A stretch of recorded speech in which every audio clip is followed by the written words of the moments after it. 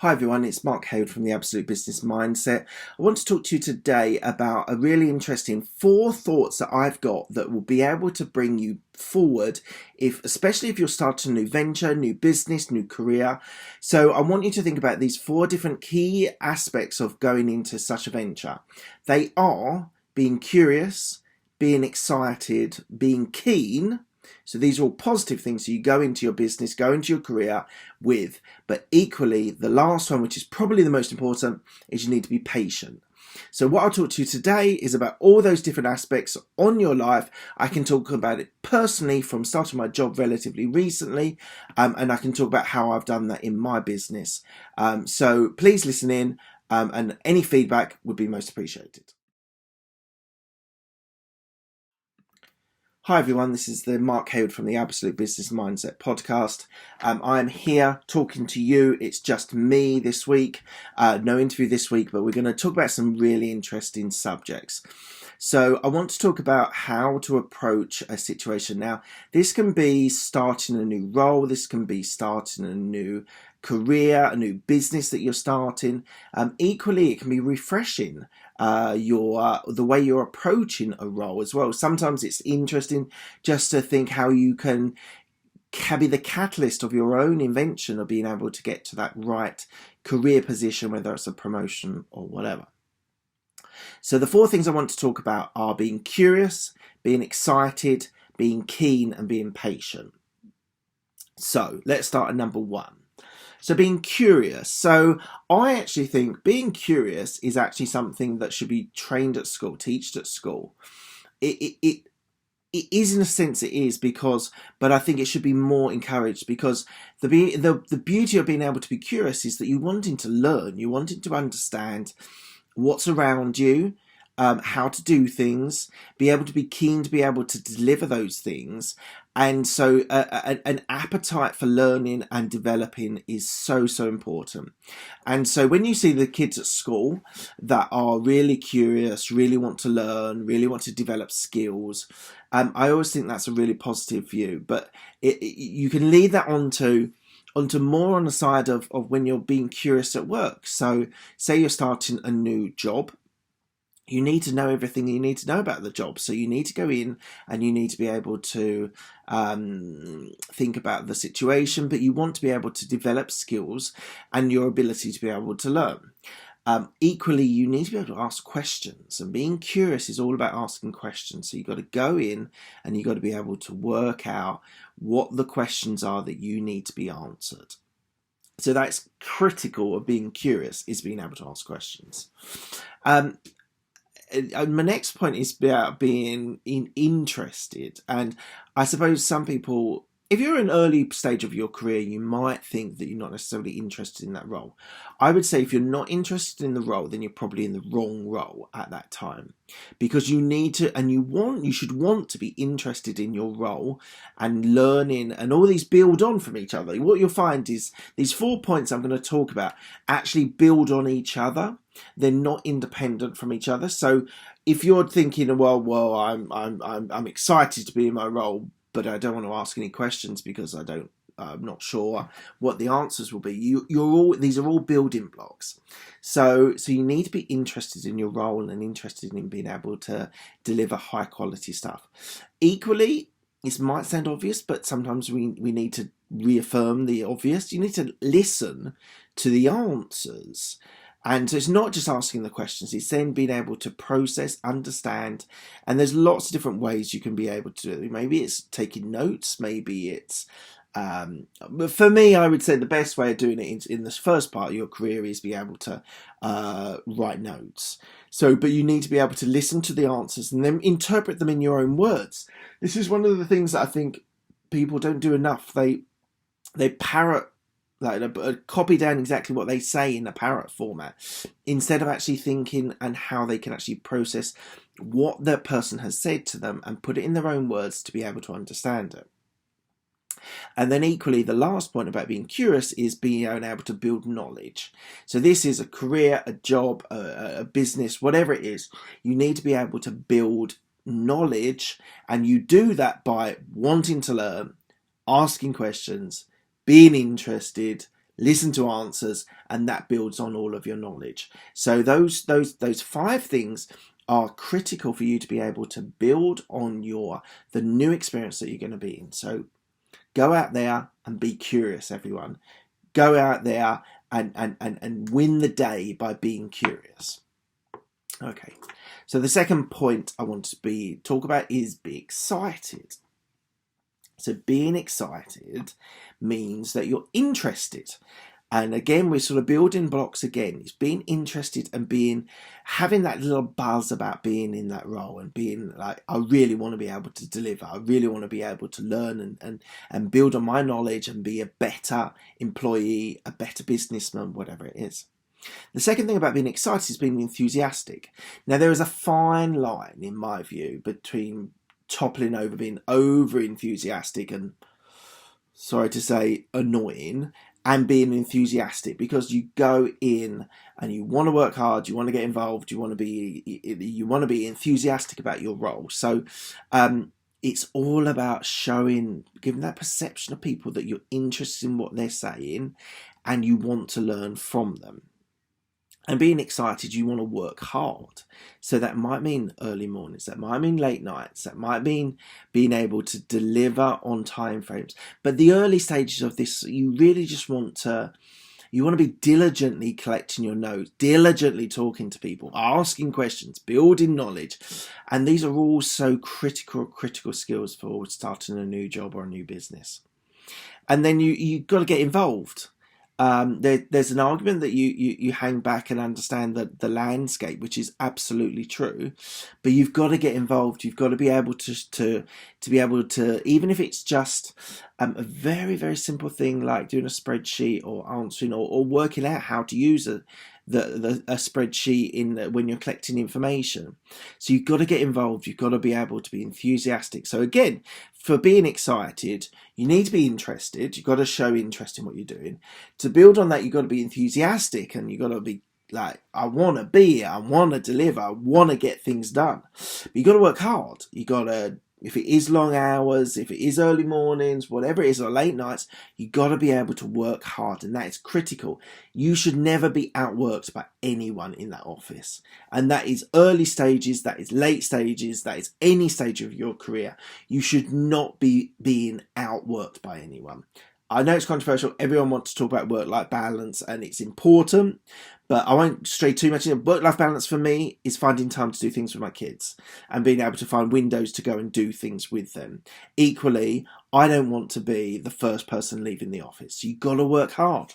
Got to get there. You've got to do your stuff, and you've got to work hard and get involved. So get involved in projects, whether that's leading projects, whether that's being involved in projects. You've got to work hard and be involved. The next point I want to talk about is being keen. Now, keen, I've actually put a slight twist on it because there is a bit of repetition in some of this. Being keen is a little bit more than being excited or curious. Being keen for me is wanting to build relationships with people. Being keen to be able to listen, understand, know what they're talking about, build knowledge. But equally, it's just being out there and building relationships with people. So you've got to be showing people that you're keen to learn, you're keen to understand, you're keen to appreciate the office dynamic, the type of clients, the processes or procedures that you've got in internal roles. So you've got to build relationships on top of everything. And this is something so underrated. So many people, particularly in the tech industry, which are more interested in delivering, and they forget about building relationships and being with people and understanding, learning, making people feel good about themselves, making people feel good about you. It's all a mutual benefits that come from building relationships. So crucial, so important. You need to think about that. Smiling. I know that sounds silly, but people respond better to people that smile. It's a fact. It's a fact. Whether you're taking a cup of coffee from a coffee shop, whether you're buying something in a retail environment, whether you're going out and asking for a consultant to do some of your work. If that person sits in front of you and smiles, it just makes you feel good. It's a very simple thing.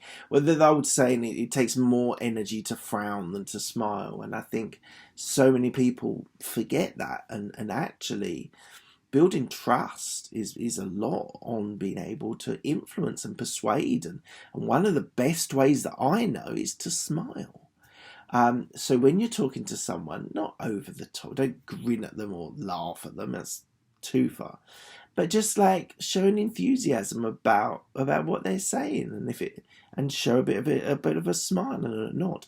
So the next point is about nodding and listening. So you've got to show in the new role that you're actually listening to them. And one of the clearest ways of being able to listen to someone is a nod. So just a gentle nod. It's not anything too exaggerated or too slow. It's just when people are talking to you, you're nodding to say, I get you. I understand what you're saying. That's fine. Let's keep going. Tell me more. Build on that relationship. As you can see, every time I'm having this conversation with the camera, I'm nodding. I'm affirming. And if they were saying to me things like, oh, well, I think we should be able to build a team or be able to deliver this project, just a slight gentle nod, nothing too elaborate, just be able to build confidence in yourself if you know what you're talking about. Next one is about taking notes. So as you can see, this keen bit is slightly different because I didn't want to repeat some of the stuff. Taking notes is so important. Now, I'm of an age where taking notes was written. I know the millennial generation is more taking notes on laptops or iPads or phones or whatever. And to be honest, whatever works for you. For me, the physical writing things down is actually a very valuable thing. But if you always learn with a laptop in front of you and that was the way you learn, then just do what you need to do. But the actual evidence of you taking notes is actually really important as well when you're in a new job and in a new role, because you've got to be able to show that you're interested, you're keen, all these things we've talked about, building knowledge, listening, answering questions, asking questions. And one of the things that makes people feel confidence in you is that if you're taking notes as well. So a lot of people don't do this and it frustrates me. I want you tomorrow in your job, get a notebook. I've got one here. Do it on your laptop, whatever it is, but take notes. Listen to people. If you're doing something new, taking notes will not harm your progression, but equally your education as well in the role or whatever you're doing. So really important. And then we're on the fourth section, which is about being patient. So Rome wasn't built in a day. You can't do everything in a week. You need to be able to show patience. And sometimes you go into a role and you know it. Bish, bash, bosh, I know everything, I can deliver. But I would say most roles, there is a stage of being able to learn, understand, etc. And I wouldn't beat yourself up too much about it. It takes time. Everyone wants to be able to deliver it in a week, but in most cases you can't. So I would say be patient, be good on yourself, give yourself a break. Don't rush things. If you're doing these other three things, being curious, being excited, and being keen, this bit of being patient will mean so much more, because you'll be able to deliver because you're done doing these other three things, and B, you're being perceived of being able to deliver because you're doing those other things. So don't rush it. Take your time. Wait your time. There is always, you've got to believe there's always, that your time will come. Whether that is client facing, whether that is leading a project, whether that is leading a team, whether that is delivering, whatever it is, just give yourself a break. You'll get there. You've got to believe it's your time at some stage. And sometimes it's because of people leaving, paternity leave, maternity leave, whatever it is. Sometimes you need that sort of catalyst to really push you. But give yourself a break. Be calm. It's all right. There's plenty of time for this. Don't push yourself too hard. And I think you need to be able to understand that it will come. If you're doing those other 3 points, I'm just repeating myself because it is critically important at this point. If you're doing those other 3 things, Give yourself a break, because you will get there. Working hard, delivering, listening, asking questions, taking notes, all these things link together that you will be able to deliver. You've got to believe that you'll be able to deliver. So I think it's critically important that you do that. Okay, so that's the end of the podcast. I've got a couple of things I want to talk to you about. So further on from Libsyn, our sponsor for today, what I want to say to you is that when you go onto Libsyn and you want to try and get to your free time, what you need to do is enter in the promo code MJH, which are my initials, Mark James Hayward, MJH, into the promo code. So what this will give you is the rest of the month and the next month for free. But what you've got to be careful on is that you don't start on the first of the month. That will not work. You can't have 2 full months. But if you did it on the second or third of the month, you'll get the rest of that month and the next month for free.